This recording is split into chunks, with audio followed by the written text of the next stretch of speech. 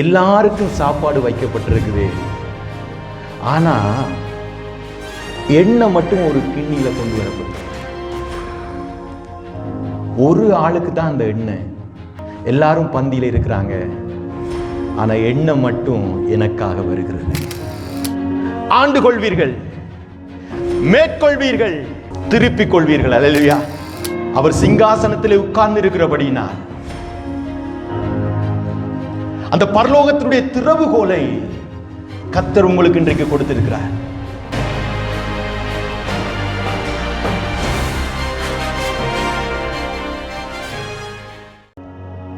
நாங்கள் வாசிப்போம். ரோமருக்கு எழுதின புஸ்தகம் 8வது அதிகாரம் 11வது வசனம்.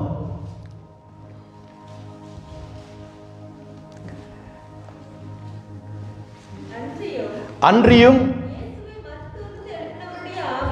இயேசுவை மரித்தோரிலிருந்து எழுப்பினவருடைய ஆவி உங்களில் வாசமாயிருக்கிறபடியினால், கிறிஸ்துவை மரித்தோரிலிருந்து எழுப்பின உங்களில் வாசமாயிருக்கிற தம்முடைய ஆவியினாலே. கரங்களை தட்டி ஹல்லேலூயா. சாவுக்கேதுவான உங்களுடைய சரீரங்களை அவர் உயிர்ப்பிப்பார். எத்தனை பேர் நீங்க உங்களுடைய விசுவாசத்தினுடைய லெவல் அதிகரிக்க போறீங்க? இயேசுவை மரித்தோரில் இருந்து உயிர்த்தெழும்ப பண்ணின பரிசுத்த ஆவியானவர் உங்களில் வாசமாயிருந்தால், பக்கத்துல சொல்லுங்க, இயேசுவை மரித்தோரில் இருந்து உயிர்த்தெழும்ப பண்ணின பரிசுத்த ஆவியானவர் உங்களிலே வாசமாயிருந்தால் என்ன செய்வார்? அவரு சாவுக்கு ஏதுவான, சொல்லுங்க, உங்களுக்குள்ளே அறிக்கை பண்ணுங்க, சாவுக்கு ஏதுவான என்னுடைய சரீரத்தை அவர் இன்றைக்கு அந்த உயிர்த்தெழுதலின் வல்லமையின் மூலமாக இன்றைக்கு உயிர்ப்பிப்பார் இயேசுவின் நாமத்தினாலே. ரிசீவ். ஆண்டு கொள்வீர்கள், மேற்கொள்வீர்கள்,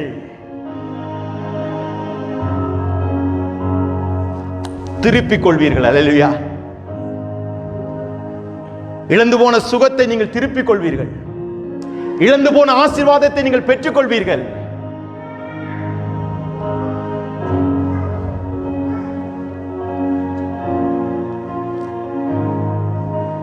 நாம் ஆளுகை செய்கிறவர்களாக இருக்கிறோம்.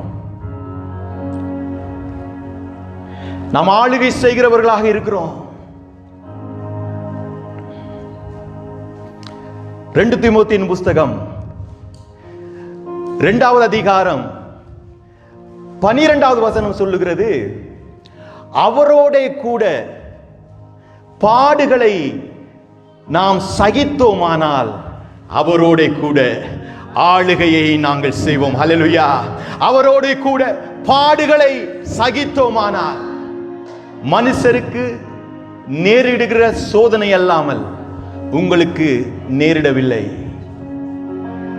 அந்த சோதனையோடு கூட தப்பித்துக் கொள்ளுகிறதற்கு உங்களுக்கு ஒரு போக்கை அவர் உண்டாக்குவார்.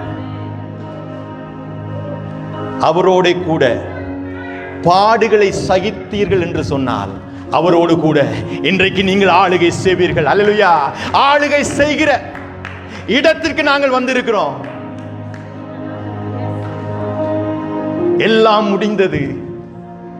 இயேசு சிலுவையில் சொன்னார், என்னுடைய தரித்திரம் முடிந்தது, என்னுடைய நோய்க்கு ஒரு முற்றுப்புள்ளி,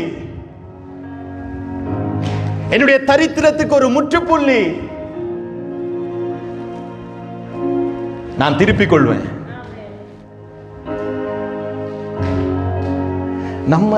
நம்ம இருக்கிற இடம் நமக்கு தெரியல. நீங்க இருக்கிற இடம், ஆண்டவர் சொல்லுகிறார், நான் பரலோகத்தினுடைய திறவுகோலை உனக்கு நான் கொடுப்பேன். புரியுதா உங்களுக்கு?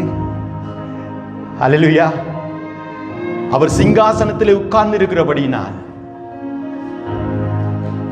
அந்த பரலோகத்தினுடைய திறவுகோலை கர்த்தர் உங்களுக்கு இன்றைக்கு கொடுத்திருக்கிறார். நானும் நீங்களும் ஆளுகை செய்கிறவர்களாக நாங்கள் இருக்கிறோம். நம்ம சிலுவையோடைய நம்முடைய வாழ்க்கையை முடிச்சு விடுறோம். பாடுகளோட நம்முடைய வாழ்க்கையை முடிச்சு விடுகிறோம். அற்புதங்களோட நம்முடைய வாழ்க்கையை நாங்க அவ்வளவுதான் நிறுத்தி விடுகிறோம். நாங்கள் அடுத்த கட்டத்துக்கு வருகிற பொழுது நாங்கள் ஆளுகை செய்கிறதான ஒரு சிங்காசனத்திலே நாங்கள் வந்தடைகிறோம். ஒரு சிங்காசனத்துக்குள்ளே நாங்கள் உட்காரும்படியாக.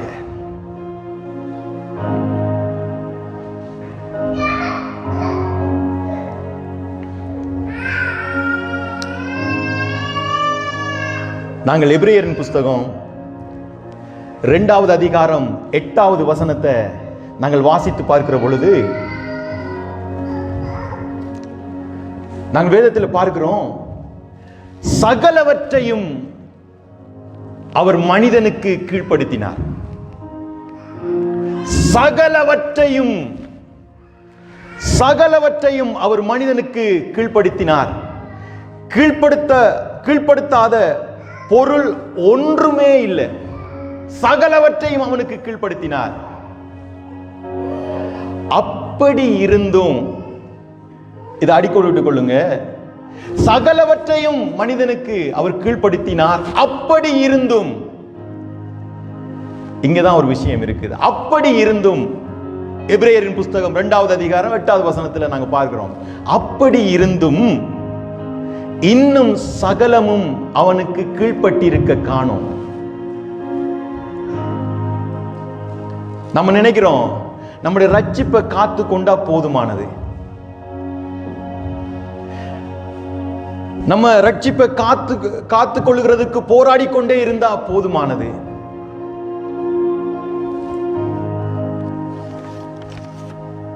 பிரியமானவர்களே, சகலமும் அவனுக்கு கீழ்ப்பட்டிருக்கவில்லை.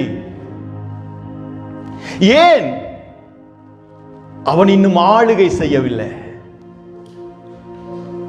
மனிதன் சிங்காசனத்துக்கு இன்னும் வரையில, அவரோடு கூட உட்காரவில்லை. பிரியமானவர்களே, சபை ஆளுகை செய்யும்படியாக 2000 நாங்க பார்க்கிறோம், 1000 வருட அரசாட்சிக்கு நேராக கிறிஸ்துவோடு கூட ஆளுகை செய்யும்படியாகவும் நித்திய அரசாட்சியை ஆளுகை செய்யும்படியாகவும் சபை இன்றைக்கு பயணித்துக் கொண்டிருக்குது. ஹல்லேலூயா. 1000 வருட அரசாட்சியை நோக்கி, நித்திய அரசாட்சியை நோக்கி இன்றைக்கு சபை பயணித்துக் கொண்டிருக்குது. ரகசிய வருகையில நாங்கள் பங்கடைவோம் என்று சொன்னார், பகிரங்க வருகையிலையும் நாங்கள் பங்கடைவோம் என்று சொன்னார். நம் 1000 வருட அரசாட்சி மாத்திரமல்ல, நித்திய அரசாட்சியிலே அவரோடு கூட நாங்கள் பங்குகிறதற்கு மாதிரியாக இன்றைக்கு உலகிலே சபை வைக்கப்பட்டிருக்கிறது. ஹல்லேலூயா. இந்த சபைதான் ஆளுகை செய்ய போகுது. அந்த ஆளுகையினுடைய அடையாளம், சகலவற்றையும் நீங்க திருப்பிக் கொள்வீங்க.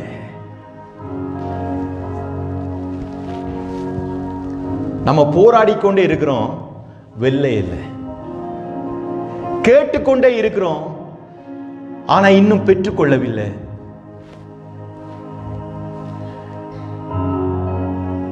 இருதயத்துல இளைப்பு, ஆனா இளைப்பாறுதல் இல்லை. நாம் ஆளுகை செய்யவில்லை, நாம் பெற்றுக்கொள்ளவில்லை, நான் சகலவற்றை இன்னும் திருப்பிக் கொள்ளவில்லை. சொல்லுங்க, இனி நான் ஆளுகை செய்ய வேண்டும், இனி நான் ஆளுகை செய்ய வேண்டும். எனக்கு குடும்ப வாழ்வில் ஒரு வெற்றி. எத்தனை பேர் சொல்லுவீங்க, என்னுடைய குடும்ப வாழ்வில் எனக்கு ஒரு வெற்றி வாழ்வு வேணும். தரித்திரத்தின் மேல் எனக்கு ஒரு வெற்றி வேண்டும். என் பலவீனம், என்னுடைய நோய், என்னுடைய இயலாமை, எல்லாவற்றின் மேலும் எனக்கு ஒரு வெற்றி வேண்டும்.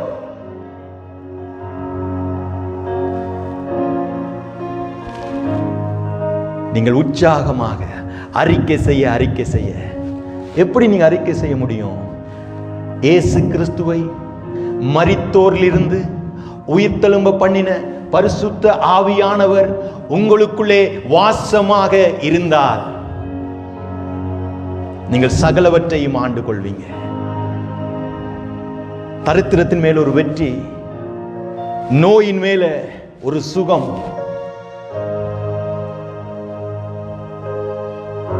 எத்தனை பேர் சாட்சி சொல்ல விருப்பம்? கர்த்தர் என்னுடைய நோயை குணமாக்கி இருக்கிறார், என்னுடைய பலவீனத்தை நீக்கி இருக்கிறார், என்னுடைய ஜெபத்தை கேட்டு இருக்கிறார், எனக்கு முன்பா இருக்கிற ஒரு போராட்டமான சூழ்நிலையை மாற்றி இருக்கிறார், இருள்களை மேற்கொள்ளும்படியான வெளிச்சத்துக்குள்ள என்னை நடத்தி இருக்கிறார்.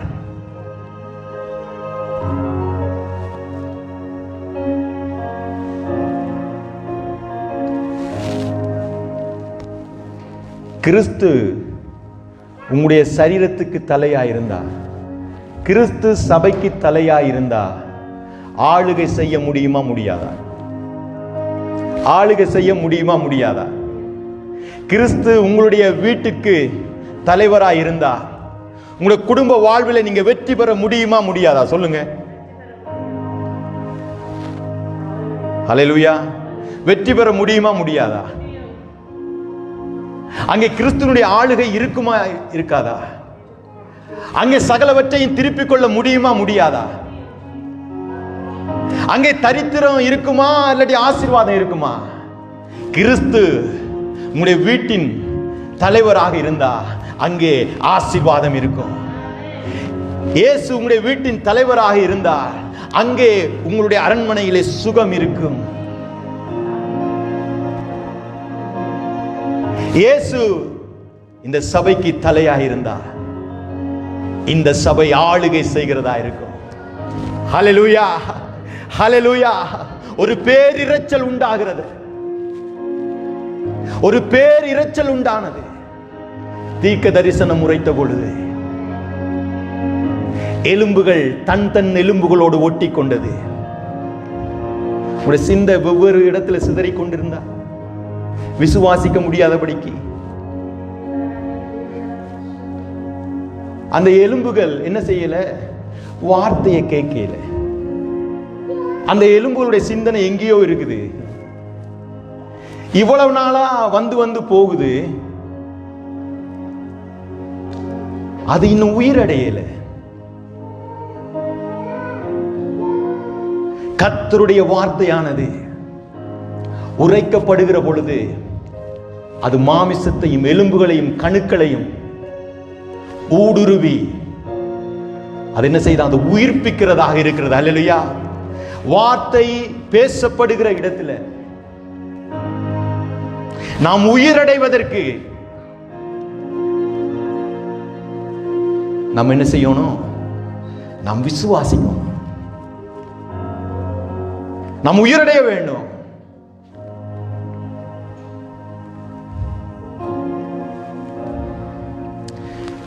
கல்யாண வீட்டுக்கு அழைக்கப்பட்டுட்டோம், பந்தியில வந்து இருந்துட்டோம்.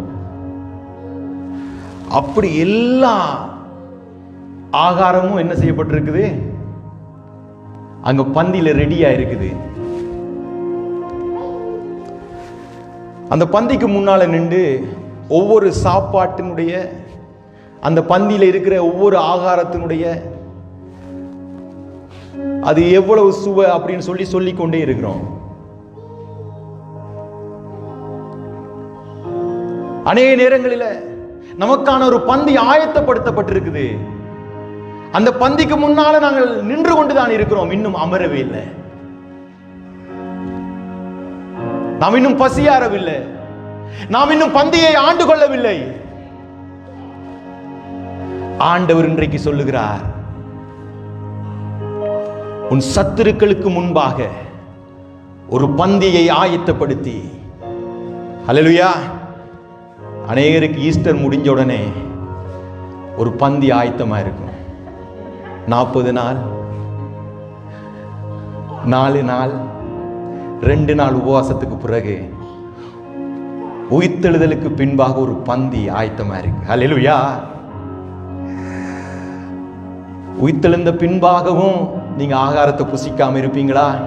ஹல்லேலூயா.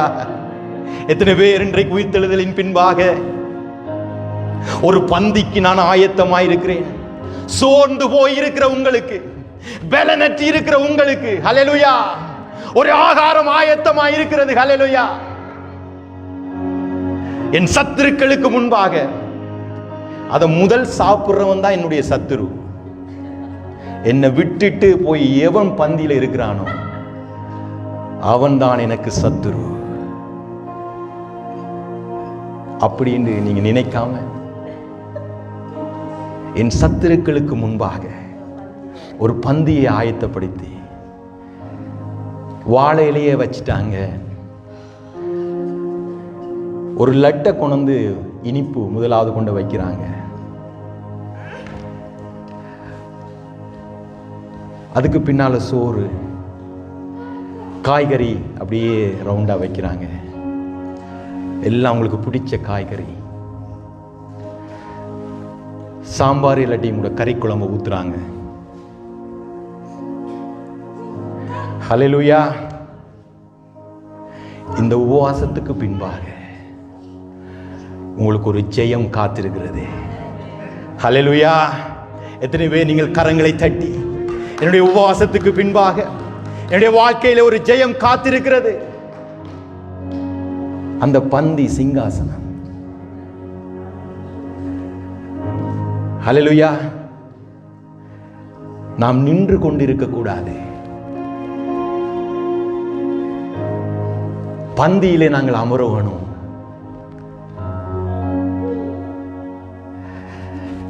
எல்லாருக்கும் சாப்பாடு வைக்கப்பட்டிருக்குது. ஆனா எண்ணெய் மட்டும் ஒரு கிண்ணியில கொண்டு வரப்படுது. ஒரு ஆளுக்கு தான் அந்த எண்ணெய். ஹல்லேலூயா. அந்த எண்ணெயை ஒரு ஆள்ற தலையில தான் ஆண்டவர் ஊத்த போறாரு. என் சத்துருக்களுக்கு முன்பாக எல்லாரும் பந்தியில இருக்கிறாங்க, ஆனா எண்ணெய் மட்டும் எனக்காக வருகிறது. ஹல்லேலூயா. என் தலையினை எண்ணெயினால் அபிஷேகம் செய்து என் பாத்திரம் நிரம்பி வழியும்படியாக அவர் செய்கிறார். ஹல்லேலூயா. ஹல்லேலூயா. எத்தனை பேர் ஆளுகை செய்கிறவர்களாக, ஹல்லேலூயா, உங்களுடைய சத்துருக்களுக்கு முன்பாக அவர் ஒரு பந்தியை ஆயத்தப்படுத்தி உங்களுடைய பாத்திரம் நிரம்பி வழியும்படியாக செய்கிறார். நீங்கள் ஆளுகை செய்வீர்கள். மீகாவின் புஸ்தகம் 4வது அதிகாரம் 8வது வசனத்தை நாங்கள் பார்க்கின்ற பொழுது அங்கே நாங்கள் பார்க்கிறோம், ஆண்டவர் சபைக்கு சொல்லுகிறார். ஆண்டவர் சபைக்கு இந்த வார்த்தையை வெளிப்படுத்துகிறார். வாசிங்க, மீகாவின் புஸ்தகம் 4வது அதிகாரம் 8வது வசனம். மந்தையின் துருக்கமே, சீயோன் குமாரத்தின் அரணே. உங்களை பார்த்து தான் சொல்லுகிறார். சீயோன் குமாரத்தின் அரணே, முந்தின ஆளுகை உன்னிடத்தில் வரும். ராஜரீகம் எருசலேமின் குமாரத்தினிடத்திலே வரும். ஹல்லேலூயா. சீயோன் குமாரத்தியே, கர்த்தர் உங்களிடத்தில் சொல்லுகிறார், சீயோன் குமாரத்தியே, முந்திய ஆளுகை உன்னிடத்தில் வரும். முந்திய ஆளுகையை நீங்கள் இழந்து போயிருந்தால், முந்திய ஆளுகையை நீங்கள் இழந்து போயிருந்தால், இன்றைக்கு மீண்டுமாக கர்த்தர் நீங்கள் இழந்து போனதை இந்த உயிர்த்தெழுதலின் வல்லமையின் மூலமாக உங்களுக்கு மீண்டுமாக கொடுக்கிறதற்கு உங்களை நீங்கள் ஒப்பு கொடுக்க முடியுமா? சீயோன் குமாரத்தியே, மீண்டும் நீ அந்த ஆளுகையை பெற்றுக் கொள்வாய்.